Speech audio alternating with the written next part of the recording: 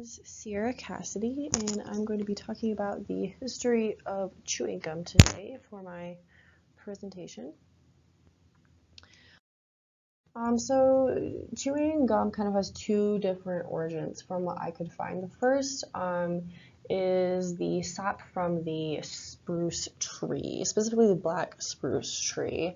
And this is something that the indigenous people of the United States, or what is now the United States, specifically like the East Coast, used to do. And this type of gum wasn't really the same as we know today. It was kind of more like a caramel taffy sort of texture, and it was kind of had a very like bitter, kind of earthy sort of taste to it.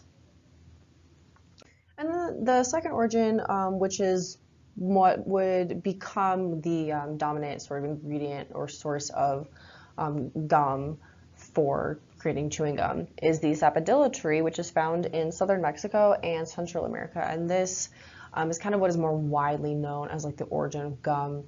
And this was something that was used by the indigenous people of southern Mexico and Central America, so the Mayans and the Aztec people.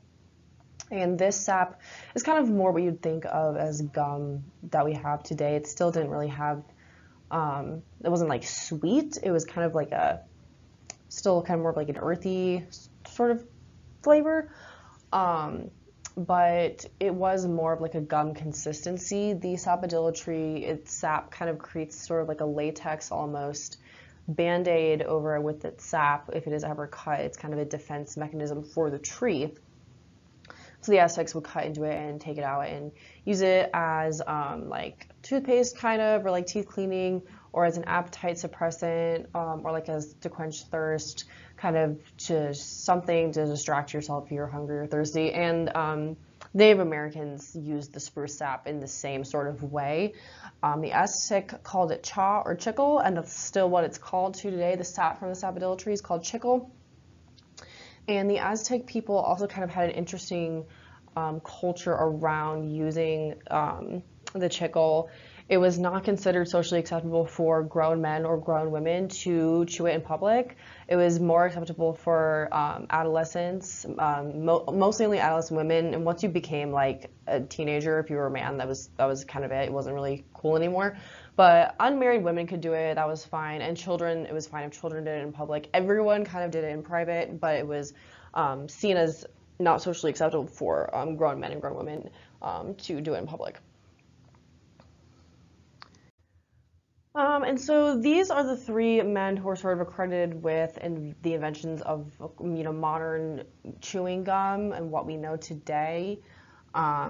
Adam Thomas Sr., he started using the chicle from the sapodilla tree to produce gum in the late 1800s, and his product is kind of what became really, really popular. John Curtis did the same thing with the spruce sap. He started a company in Maine.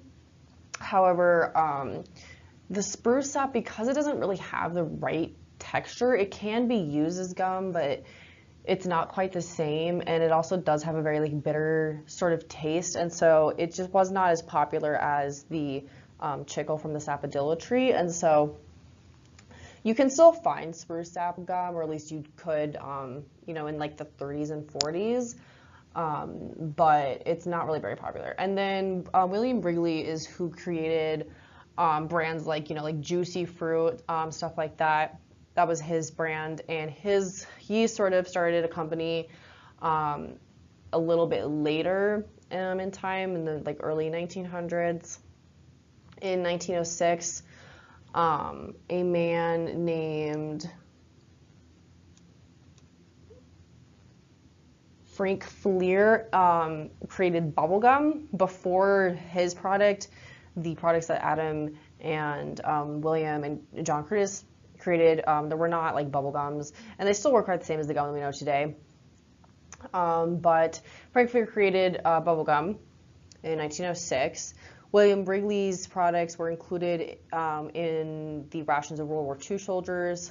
And by 1920, the average person chewed like 150 sticks of gum a year.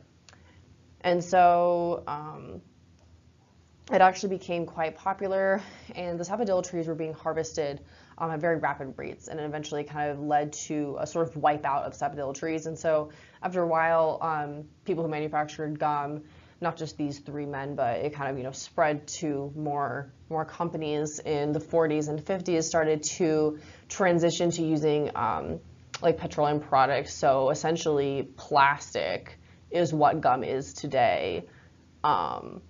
Is like plastic and rubber, and that's why when you throw it out on the sidewalk or like stick it to a desk, it doesn't go away because there's nothing natural about it, and it's not good for you to eat it at all.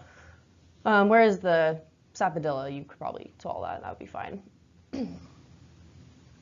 So this is sort of what the original like packaging looked like for Wrigley's gum, and back in the day, you can see Juicy Fruit right there. I'm sure we've all heard of Juicy Fruit. But in one of the articles that I had read, it talked about this company called Chixa. And Chixa is a company out of Mexico which is starting to make gum out of sapodilla tree sap in the way that it used to be. And they're kind of marketing it as a biodegradable gum. And so it is kind of interesting how we've kind of come full circle, and now that people are more interested in things that are like more natural and better for the environment, the way of making gum, as it originally was by the Aztec and Mayan people, is coming back. So yeah, that's all that I've got. Thank you.